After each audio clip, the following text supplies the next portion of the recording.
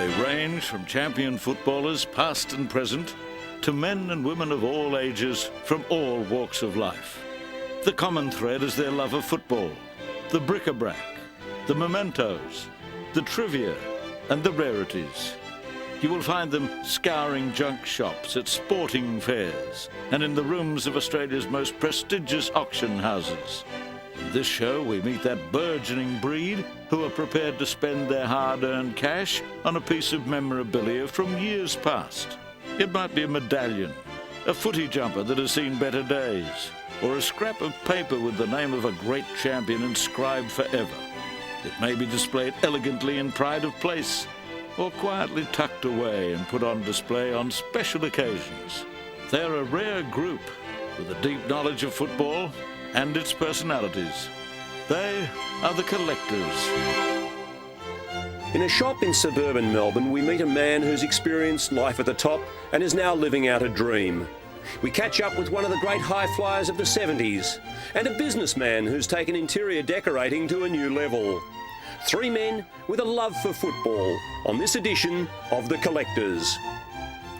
Lloyd Holyoak was president of North Melbourne when the Roos won the flag in 1977. He's always loved bric-a-brac and memorabilia, and at his shop in East Kew there are treasures in every direction. Well, I'd always been interested in football, naturally, and when the VFL house was closing down and they built the new headquarters, they decided to auction off all their material, and it went to an auction house in Richmond, and I thought, well, I'll go down and see if I can get a few items. Well, as it turned out, I got a magnificent lot of material at home. I've still got the boardroom table, I've got some of the delegates' chairs with the brass plaques on, so forth, and I got a mass of the pictures that they took from the wall. They auctioned all of those off. For instance, that's a historic picture. It's the VFL and VFA conference in 1931. And there's some great identities in there. There's Like McBrien, who was the VFL secretary. There's Dr. McClellan, the VFL president, who the McClellan Trophy was named after. Johnny Mear, who was North Melbourne secretary for many, many years. Frank Trainer, who was president of North Melbourne. Horry Clover's in there from the VFL. And I got a mass of those photos. I've probably sold most of them off at this stage. Now have a look at this. North Melbourne Colts team in 1938.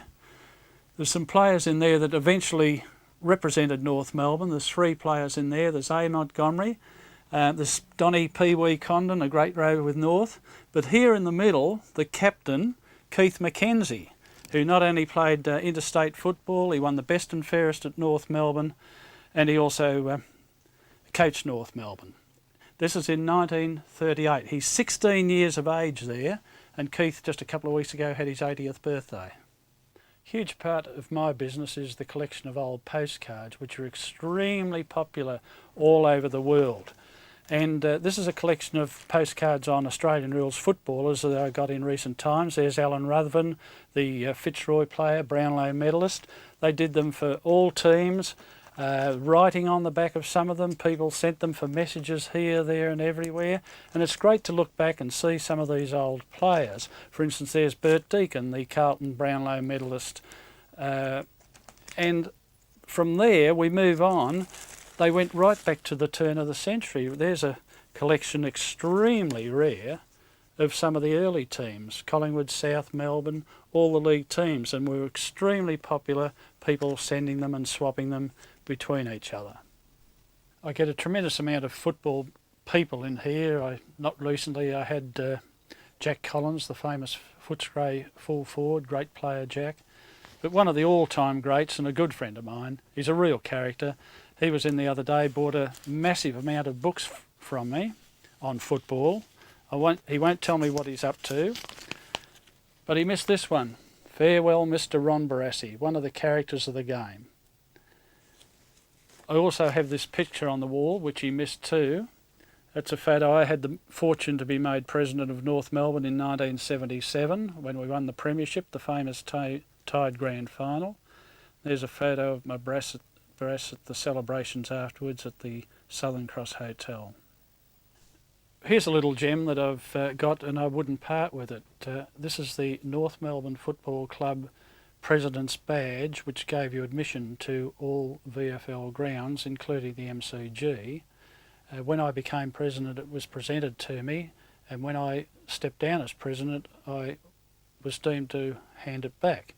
But I had a talk with George Harris, and George Harris and I decided that we weren't going to give ours back because it gave us lifelong membership to the Melbourne Cricket Ground. We could go to the cricket, we could go to rock concerts or whatever is on at the ground. And Jack Hamilton rang me 3 times and wrote me letters wanting me to give it back, and I told Jack that I'd give it back to him when George Harris gave his back. But we were thwarted because it was only a few years later that the league went into the plastic swipe cards. So although I thought I had life membership for the MCG for the rest of my life, I didn't. As a player, the blonde Peter Knights was a superstar at Hawthorn. A Hall of Fame inductee, he's kept the mementos of a fabulous career. Hi there. I'm with Peter Knights, former Hawthorn great, and he's just finishing off the laundry. Peter, you've got a few jumpers to wash every now and then. Well, they've been washed a few times over the years, there's no doubt, but we don't wash them all that regularly now. I can see why. Yeah, we had them on the clothesline actually only 12 months ago, because we usually like to try and wash them every couple of years to get the moths out of them, make sure that they're not being eaten away. And we put them around the clothesline, and we had a few of the neighbours saying, gee, what, you're washing the Guernseys for the Hawthorn team now, are you? So, no, it's just something that I've decided to do over my life, is hang on to those Guernseys that mean so much to me. Well, we've got a few special ones here in the basket, and it all started with this one, Pete. Well, yes, it did. The number's not too good nowadays, because this is about 1966. It's my very first Guernsey with the Longwarry Football Club, where my parents are still on a dairy farm down there, and I played in the under-16s back in 1967, and this is a Longwarry Blues Guernsey, the number 23, that's just about gone now, because my boyhood idol was the late John Peck, who played at Hawthorn, and he wore number 23 for the Hawks. You went up a number when you went to the Hawks. Well, I did. I started off at Longwarry at 23, but I couldn't have 23 with the Hawks because Don Scott had that when I got there, and he wouldn't let me have it, so I had to go up to number 24. You're one better than Scotty and Pecky. That's right. I often say that to Scotty. Well, I went to a better number anyway, one up on 23. So that was the Longwarry Football Club, my very first Guernsey with the under-16s. And you played a lot of representative football over the years, but I understand this is your first representative jumper. Yes, again that same year in 1967, 66, played with the West Gippsland Football League. The number 3 number there, it was my very first representative game for West Gippsland, and it was actually at a time where Hawthorn were playing, it was at Leongatha actually, and Hawthorn were playing the main game in a practice match, and this under-16 team played as a curtain raiser to that main game at versus Hawthorn. You must have caught their eye, Peter, because not long after that they gave you this one.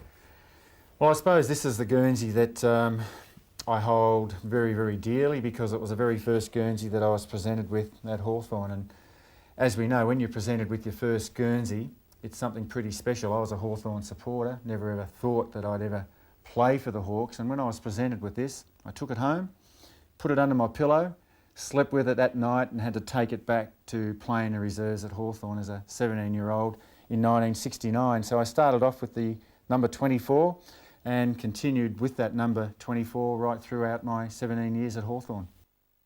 Well, Peter, in your first chance at winning a premiership for Hawthorn in 71, you were very unlucky to miss out, but you played a fantastic state game that year, which I think was your first representative match. And that's this jumper here. Yes, 1971 was a pretty special year for me, because I started to become a regular at centre-half back for the Hawks. Played every game during the season. Unfortunately injured my knee in the semi-final against St Kilda, consequently missed out on the grand final and premiership for the Hawks in 1971. So yeah, very disappointing year for me, missing out on that premiership side after playing every game throughout the year. But I was still at school and got the opportunity to represent Victoria halfway through that season, and this is my very first state game. Played against Western Australia over in Perth, the number 15 Guernsey, played at centre-half back, and I was very fortunate to play a pretty good game as well, because I was awarded the Simpson Medal for best on ground. So that was some compensation for me in 1971, but as we know, premierships are very special. Missing out on that was one of my biggest disappointments, but at least my first state Guernsey that year when I was still at school means very, very a lot to me. Well, you had to wait a little while, but the premierships did come at Hawthorn, and this is the first of them. Yes, it did come. My first one, 1976. Disappointment again in 1975. We missed out on the premiership there against North Melbourne, but 1976 I wasn't going to let the third opportunity slip, and 1976 we played North Melbourne, and this was the Guernsey that I wore in that particular game. As you can see, still no logos on the Guernsey, no AFL, VFL logo, no sponsors details, plain and simple, but it was just after we started with colour television. And we can see from that earlier Guernsey where we had the white number, we've now gone for the all yellow or gold back. So this was the first Guernsey that Hawthorn used with the brown number because of colour television. So still the number 24, but special Guernsey for me, my very first premiership Guernsey in 1976. Well, Peter, I hate to tell you this, but one of the most famous jumpers that you've got is another premiership jumper, and it belongs to Gary Counton, I think, or did belong to Gary Counton, who played in North's very first premiership team. Well, we spoke about the 75 grand final, and it was one that was very disappointing for us as Hawthorn people.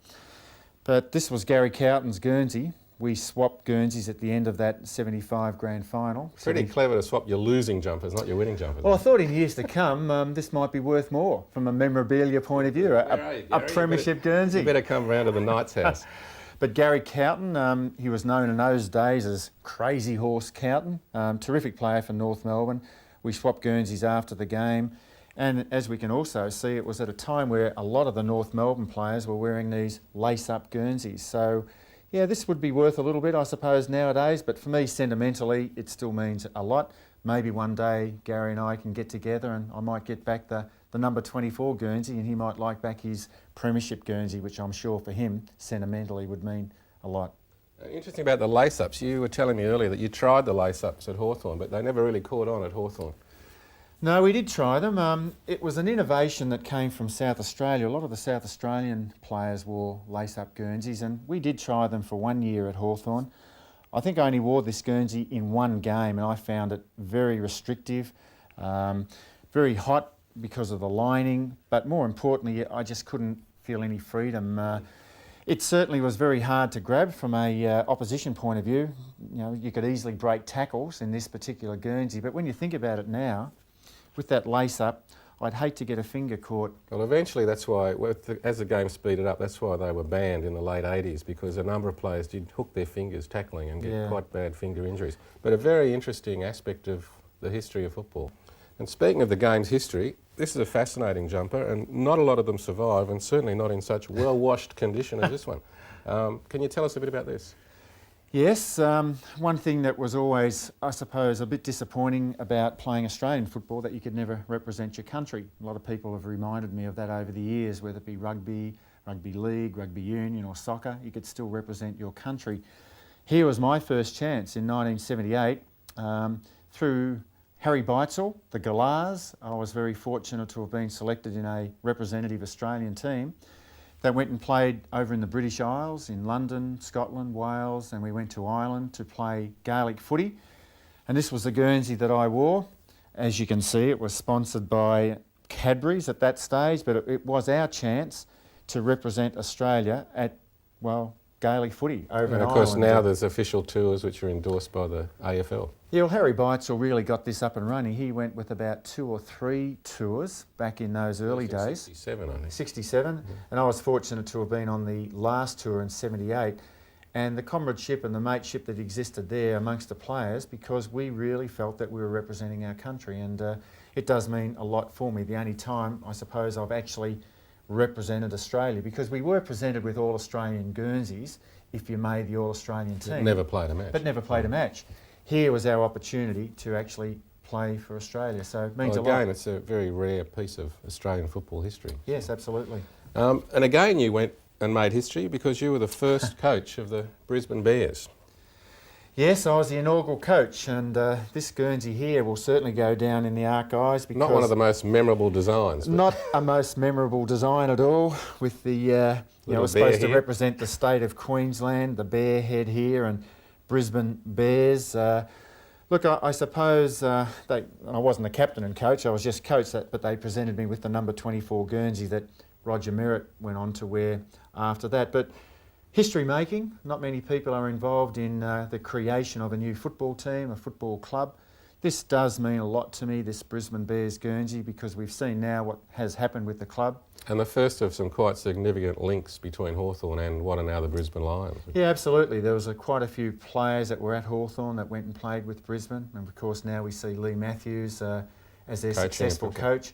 But the Brisbane Bears, Brisbane Lions, the connection with the Fitzroy Football Club, there's a lot of history and tradition now associated with Brisbane. Interestingly enough, although it was probably a fairly unattractive and undesirable jumper at the time, because of that fact they're quite rare and hard to find, genuine ones such as this.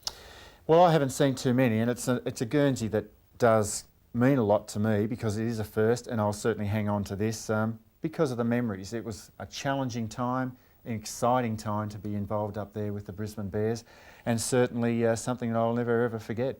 Well, we're at the bottom of the laundry basket and with the jumper that ended your career. Yes, it did, and a few others as well. The only time I ever had my name on top of that number.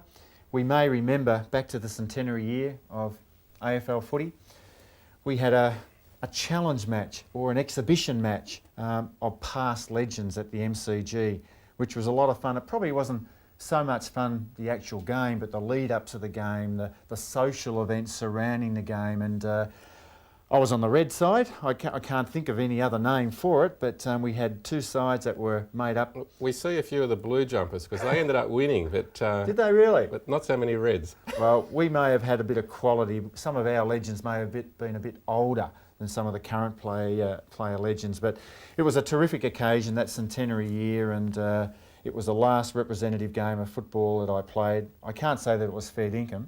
It still took me about 2 weeks to get over it. And I said after that game, that'll be the last Legends game that I play in, and haven't played a game of footy since then. You're watching The Collectors on the Fox Footy Channel.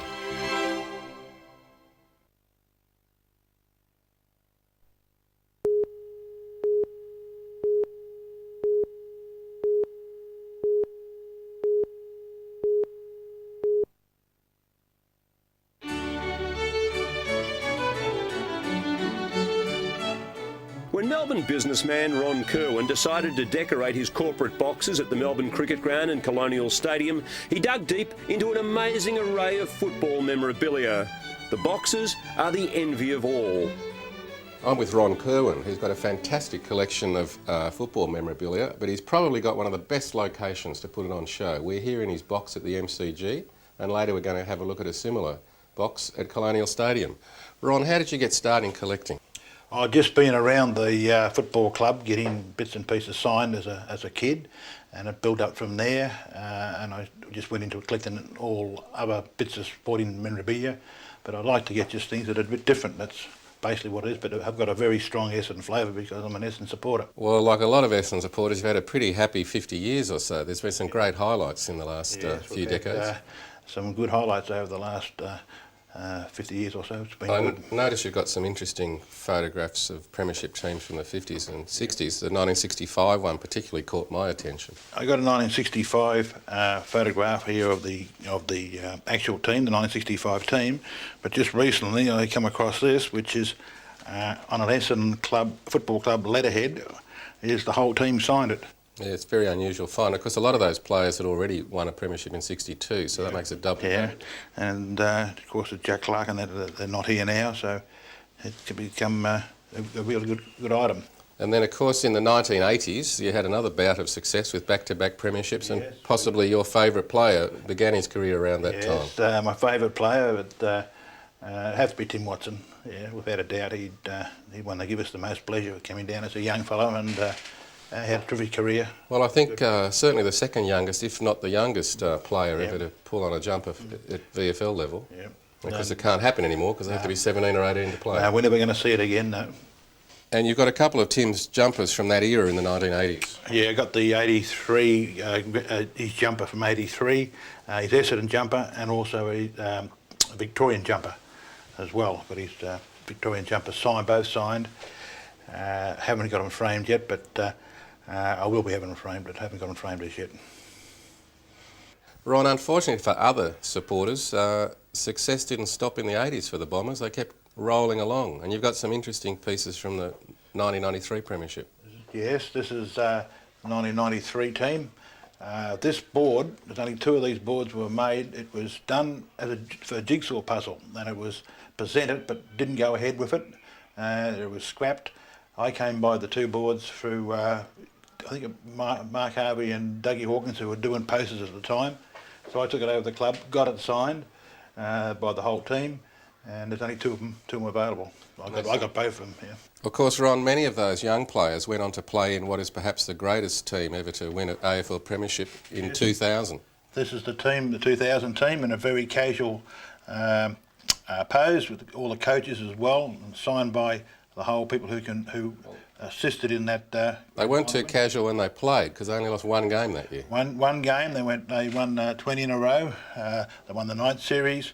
And it was an exciting time because Brisbane, who won 20 games, won it over 2 years, and so did Geelong over a couple of years. But we did it in the 1 year, which was good. It made a really exciting year for us. It's a terrific team photograph too. Very unusual, Yeah, not so structured as a lot of the ones very different, as we saw earlier. Yeah.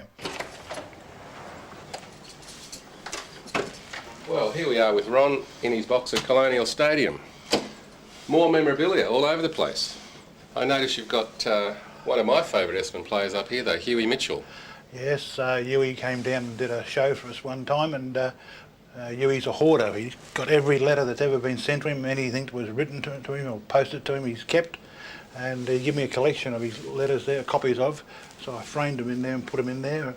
This one here, it's got a little note there asking him, please take note that we commenced training on the 8th of March, 1960. We trust you'll be available again for this season. Well, Huey said he had his bags packed for the last 3 months at the front door waiting for the letter to come.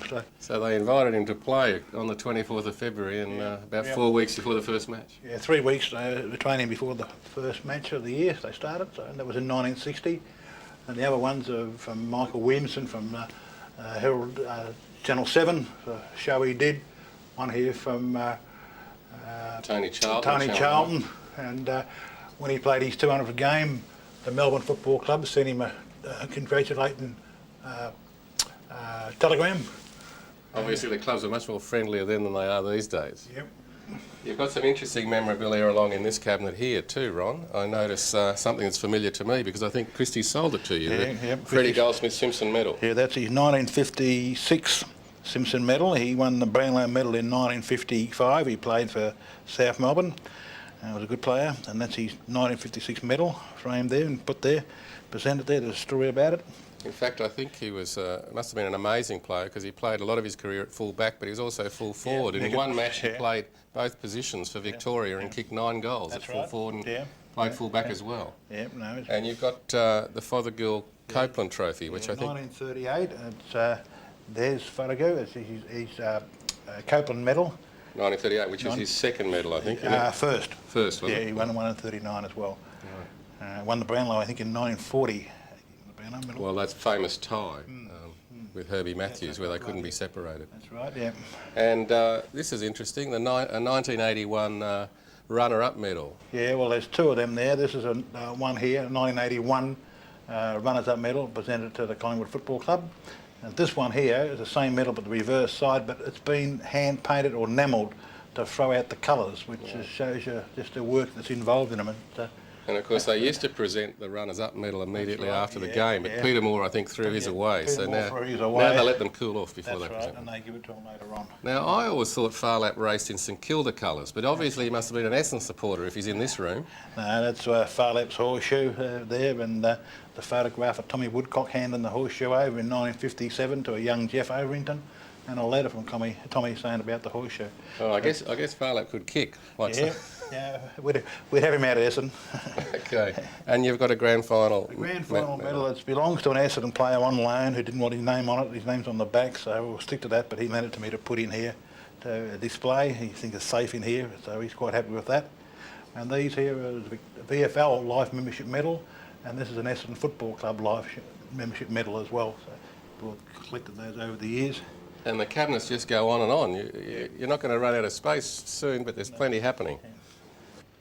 Well, Ron, you've got a ball here that's a fairly important part of football history. It's going to become a very famous part. It's the first ball that was used at Colonial Stadium. It is signed by the Essendon players who won the game on the night. There's a program in the back, a couple of tickets up there. Medallions were given out by the Colonial Stadium as the opening. It was the opening night, and the T-shirt at the bottom has all the players and their positions on the back, and they're all signed as well. But it's put all in the one display. It's quite a good piece. That's a wonderful piece of memorabilia. I see you've got a fairly famous grand final medal belonging to Sam Kekovich up there. Belongs to Sam Kekovich. It's on loan. Sam's lent it to me to display in here. A good friend of mine, Sam. And it was North Melbourne's first ever grand final in 1975, which Sam happened to be a member of. When we were at Doug Wade's, he told us that Sam was famously absent from the team photo. He missed the team photograph taken, but he's told me what he's going to do. He's going to put his North Melbourne gear on and sit on a couple of empty benches on his own and get another poster done. So I'm looking forward to getting one of those signed and put up in the collector's item. So well, I'm glad he at least got his medal, and it's in very secure hands on loan here. You've got an interesting ball up there, which is signed by 34 Brownlow medalists. Yes, well, that came from a lot of people think it's a West Coast Eagles ball. It's a Williamstown football. Right. The VFL, it's actually their Williamstown Football Club colours. It was bought at an auction with a few signatures on, and since then we've been collecting them over the years, and we've collected 34 Brownlow medalists going back from 1930 and finishing off in 1996 with James Hird. But there's a lot of famous people, very strong St Kilda and South Melbourne representation there, because they had a lot of people that won Brownlow medals, I suppose. Right. But it's quite a good collector's item, that. Well, Ron, it's been marvellous visiting you at your MCG box and the one here at Docklands, and hopefully next time I come there might be a match going on outside. We'll organise something for you, see what we can do for you. That's great, and thanks for sharing your collection with us today. Thank you very much. The treasures of a lifetime of collecting. For some a business, for others a passion. But that's what it's all about when you're part of that group known as the Collectors.